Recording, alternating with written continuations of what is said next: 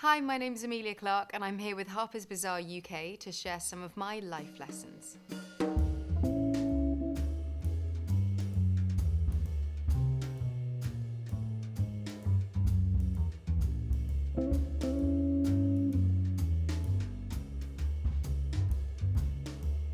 I think what I've learnt about style over the years is the difference between what I appreciate and what suits me, which are sometimes two different things, which is why I love a photo shoot, because then I get to wear all these amazing things and the photographer's incredible and they make it work.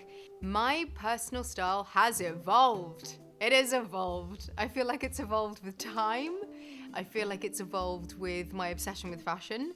I feel like it's evolved with what designers are doing that kind of is more applicable to day-to-day wearing, because again, I dress up for a living. So like I'm always in a costume. So when I wear my own clothes, it's kind of changed. And I think when I was younger, I just sort of tried everything and anything. And then as I've gotten older, it's just, you kind of return to the classics, but then I get to have fun with like bags or shoes or jewelry or my hair or my makeup or something like that. But what I wear tends to be pretty, I don't want to say safe, but probably quite safe. The best piece of fashion advice I've ever been given: getting stuff tailored. So I'm 5'2". It's a problem because like if you buy nice clothes, they're designed for tall people. And so when I wear them, it doesn't look good. And so when I realized that you could tailor clothes, then it was like a game changer. Oh, what we wear matters so much. It can transform your mood. It can make you feel different. And I don't like to think that what you wear is the definition of your confidence, because you should be able to wear anything at all. If you wake up in the morning and the thing that's gonna make you feel good is wearing your pajamas, that's cool. Your pajamas with a heel. Come on, I'm feeling you. The first thing people see when they see you is your choice of outfit, is what clothes you're wearing. And I think it took me a long time to realize that was important to me, and that I could express who I was as myself outside of the world of the industry and outside of the world of the characters that I play, and I get to be me. I've learnt a lot about beauty, but I've learnt most about beauty from my mum. She used to work in makeup, so when I was a kid, she gave me quite a lot of life lessons that maybe I wasn't ready for. So she would be telling me about like how to make like makeup look like you weren't wearing any, and I was like, I'm 13, I want it to look exactly like I'm wearing loads. I want to wear blue mascara. And so as I've evolved, it's just been a stage with fashion and with makeup. It's just been an evolution of like, you find the thing and you go mad for it and you put too much on or do too much. And then as you get older, it's just a progression of taking it off.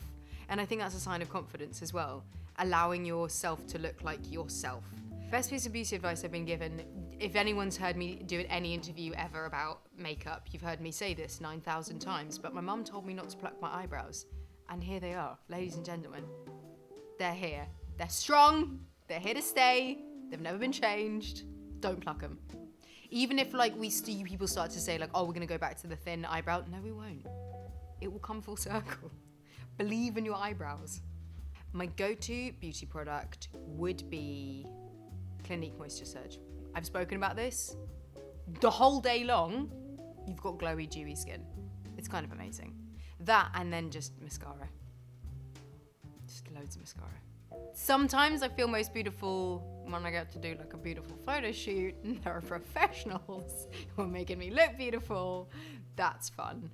But I either feel most beautiful the first day I wash my hair, because if you're like me and you only wash your hair twice a week, they're special days, because they're the days when you're looking your best because you got freshly washed hair. Largely, I feel my most beautiful when I'm having a good time. I was with my friends at dinner last night, surrounded by people that I really, really, really loved. And I felt so confident and beautiful in myself, way more than like any fancy event. Self-care means to me complicated.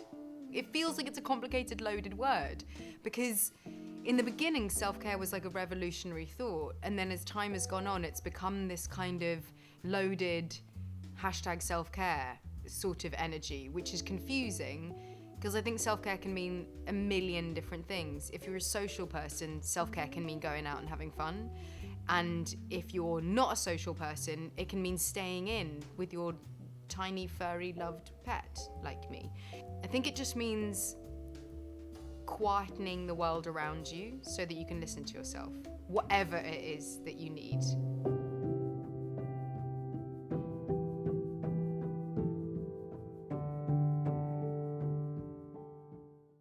Success to me in my career is waking up every day and wanting to go to work. If the movie's no good, that's fine. If the play gets terrible reviews, that's fine, because you've already won. You've already been successful because you've already got what you wanted and what you need as a human being out of the work that you've been doing. Getting to work with creative people, that's what success means to me, and that's definitely evolved a huge amount, and it's been, I suppose, like a painful experience getting to that moment, because it means the loss of like what you thought the big dreams were. But I don't see that as a failure. I see that as, again, success. I always knew I wanted to be an actor. Yes, always. I was like 2, precocious, nightmare. Can you imagine having a 2-year-old and be like, I want to be an actress? Yeah, I've never wanted to do anything else, to the point where like I feel like my life would have been a bit easier if I had gone, maybe I'll try university, or like maybe I want to be an astronaut. No, that would have been more complicated, but you see what I'm saying. I've thought many times, maybe I'll just give up acting, and I just can't do it. The best piece of advice I would give to someone starting out in the industry is, are you sure? If there is anything else, I mean this from the bottom of my heart, if there is anything else, if you are a young actor who's like coming up to, am I gonna go to drama school? I think I wanna be an actor. Is there anything else in the world that you could do that would bring you joy? Not that like I could be an accountant, I'm really clever, but like that you would want to do that, because there's so much joy and there's so much love and there's so much amazing things to be found in this career. And I've had some of the best moments of my life doing it, but I've had some of the worst. And you gotta be there for the worst, and you've gotta like ride through the worst to get to the best. And so if you don't love it with your heart, mind, body, soul, there is nothing else on earth that I could possibly do, then that would be my biggest piece of advice, because most of acting is being unemployed, and that ain't glamorous. So if there's anything else that you can do that. But if there isn't, and this is what you want to do, then always follow the creativity, never follow the money. What draws me to a project is always the people involved. So director, basically. I'm just completely director-led. Like if it's a director I want to work with, you sort of don't need to read the script. I just want to learn as much as I can, and I want to learn from as many different people as I can, and good different directors. Everyone has their own individual style, their own individual like creativity. So that's what I am looking for in my next job. My friendships are the loves of my life. It's the most underrated yet impactful relationship you can have in your entire life. Like the fact that I've known my friends for minimum 14 years, yeah, I value friendship above everything in this entire world apart from my dog. But again, he's a friendship. It's a friendship. It's a furry friendship. How would my friends describe me? I don't want to know. Completely bonkers, overly generous. And like that sounds like a humble brag. It's not a humble brag. I think it can make people feel uncomfortable. I just like to give stuff to people. Just really like it. And sometimes people find it a bit much. Oh my goodness, what have I learned about love? Love is a kind of testimony to the power of being a human. I think that when you truly love someone, it's sort of being able to truly understand forgiveness and compassion and openness. And the fact that love can encompass all of those things is kind of miraculous. And then you just get like the hot, sexy love, which is like immediate and pheromones and amazing. That's nothing about any of those things. That's just about like the moment that you're in, and you're never more present than when you're falling in love with someone for the first time. And incredible. But I think compassion, forgiveness, and love are all sort of rolled up into the same thing. And that's when you get to see how beautiful it is to be a human.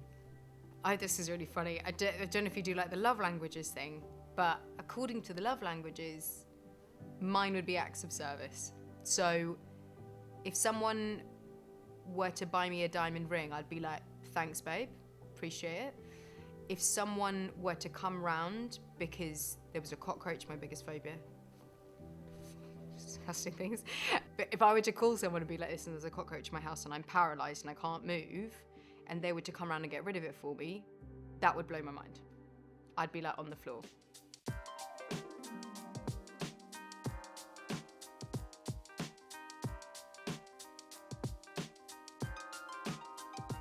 What have I learned about confidence? Oh, it's a trick. It's a mind Jedi trick. You can convince yourself that you are confident. Nerves, right? Let's say you're about to go on stage. Let's say you're about to do like a speech. Let's say you're about to do a presentation to your company. Frightening. The things that you feel, your heart pounding, your palms sweating, your like everything that your body does when you're nervous and feeling underconfident. Your body has the capacity to give you the most profound, most powerful performance-enhancing drug known to man, and it's coursing around your body. And as soon as you understand that that's what nerves are, it's just your body preparing you to be the best that you can possibly be. That was like a life hack that kind of switched things up for me.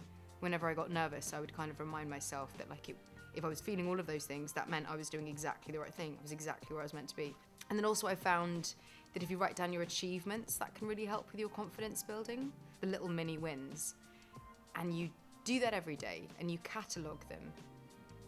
You can reverse the narrative in your head that says that you're not confident, that you're not good enough, that you're not all of those things that make us feel underconfident. I've always felt very unworthy and like low confidence, not meant to be here, imposter syndrome. And the way that I've counteracted that throughout my career is simply by giving less of about how other people see me. Because as soon as you remove that power from someone else and you give it to yourself, then you have the ability to stand up for what you believe in, and you have the ability to understand what you yourself are worth. Criticism is a difficult one. Because it can feel like a failure. But I'm in an artistic environment. My entire industry is based on criticism and praise. That's it. That's the whole thing. Our shows, our films, our TV shows, our books, our scripts, our whatever, live and die by how it's received. So you got to get okay with being criticized real early and try and determine whether that criticism is valid for you, whether it's useful, whether it's unuseful, and where to put it. We're in a creative industry. The only reason why we should be doing what we're doing is because we love it, and it's because it sets our world alight, and it's because we're trying to express ourselves in whatever creative way that we want. And so if you're determining the worth of that on a criticism from someone else who doesn't get what you do or doesn't like what you do or whatever it is, or a praise from someone else, it's the same thing. If you believe the praise, you sort of got to believe the criticism, so you kind of don't really have a choice to believe anything other than how you feel about it. Which brings me back to like my definition of success, which is the making of it is where I find my success. What empowers me? Snoop Doggy Dogg empowers me. Beyonce empowers me. My dog empowers me. My friends empower me. Being happy empowers me. Music often is the thing that empowers me. Like a hype. Like I got my hype people. I got my mates. And when I need them to be my hype people, that's what they are. And if they're not there, then Beyonce normally is. Like not in person, I don't know how, I wish I did.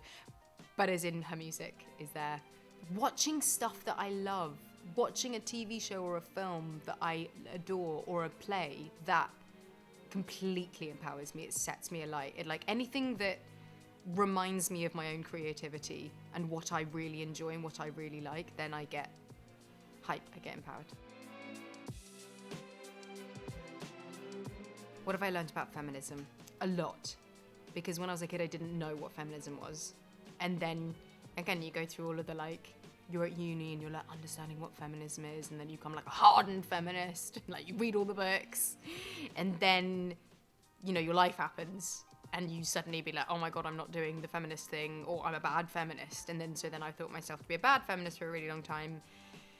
And then I realized I'm a woman and I have compassion for other women and I want to help other women.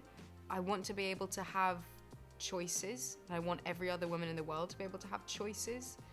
And I also want to be able to not have the answers, which I think that's the tricky thing. And I think that's the kind of crux point that feminism is at maybe now, is a woman's ability to be ambivalent, to not know fully what she wants or who she is or what she likes or what she doesn't like. That's what freedom as a woman feels like to me. To be able to be a working mother or not a working mother, or have a child and not have a child, or not know how you feel about any of those things, and for that to be okay. I've been fortunate enough to work with lots of incredible women in my life, and it's less the advice that they're given, but more watching how they are, how they work professionally, that has been impactful to me. Emma Thompson is a fabulous example. The way that she exists as a woman on set is the most beautiful thing to behold, because she has an endless supply of kindness and care for other people, but also when she's performing, when she's on the camera, it's like the switch is incredible. And then also Janet McTeer once said to me, why stand when you can sit? Why sit when you can lie? Which I've always taken. So essentially, if you've got a chance, you could do a lot of waiting around on sets. If you're stood up, but you have a chance to sit down on a chair, sit down on a chair. And if you're sat on a chair and there's a bed near you, go ahead, lay down. You can lay down, it's fine.